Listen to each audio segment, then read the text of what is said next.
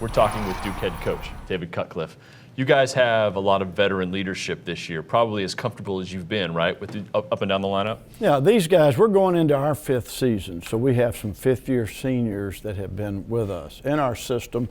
And when you say system, we're not talking about just offense or defense. We're talking about how we go about our business. We're talking about what we do in strength and conditioning, what we do in the leadership. And, every aspect of your program grows if you're doing things the right way. So what we've done is this most important. We got great leaders, and then you continue to recruit better athletes each year as opposed to kind of fading away. We've gotten better in our recruiting. So guys that know how to do things, you get an indoctrination is what I like to call it, of what it's like to do things our way much more quickly. So our young players are actually going to be more effective on this team. Talk about what it's like recruiting at Duke and the challenges you face. Well, the first thing, you're fighting 60 years of dormancy. So name recognition from a football standpoint is a challenge. We reduce our playing field a little bit because of the academic requirements. And rather than that being a disadvantage, I look at that as an advantage. The quality of people we're going to recruit, and first thing we're going to do is identify, can they play the game? Now, I don't care if they got a 4. I get all the time these notes, hey, this kid's a 4.2. Well, can he play? Well, he's a 4. It's kind of like telling you a girl, is she pretty? Well, she's nice. She's real nice. I want to know, can they play? And then we'll look at the grades. But I embrace that. I think that's a great thing. Because let's talk about your quarterback. You're a quarterback's coach. How has Sean Renfree evolved over the last couple years? Do you put more on him now that he's a veteran under center? He is so smart and has worked so hard, Riley. He has had a great grasp of what we do. He's a great guy as far as preparation.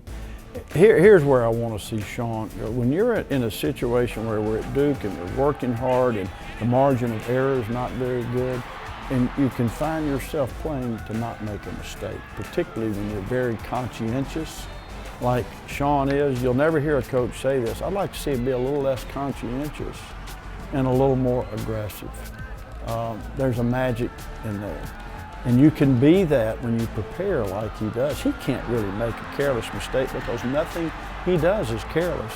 If he makes a mistake, blow it off. You're going to make 3 plays minimally that are big-time plays for every mistake you might make. And that's really where I would like to see Sean relax. He got better players around him right now. You don't have to be the show.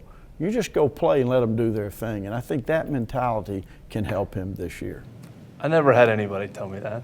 That's a good thing to hear, isn't it? It is a great thing Don't to worry hear. about it, man. I wish somebody would have told me that. Go play, That's when you're a play caller, when you're a guy like me, an offensive guy, and you've done it in these arenas and you're getting criticized, don't be afraid to make a decision. You're going to get criticized. Who cares?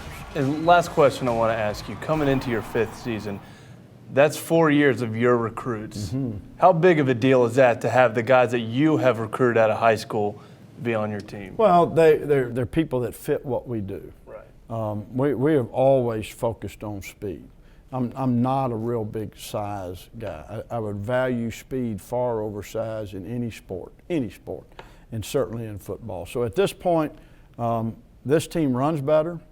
This team has been indoctrinated into what we do in the weight room. We've been able to give them a little more freedom this summer to do some things on their own, which has been really fun because our players have taken, our strength staff is not coaching a big part of what we're doing on the field this summer. Our players are taking it upon themselves, and everything they tell me, they're blown away by it. It's the best summer we've ever had. So they are hungry. So I'm excited about it. Coach, thanks. Thank you.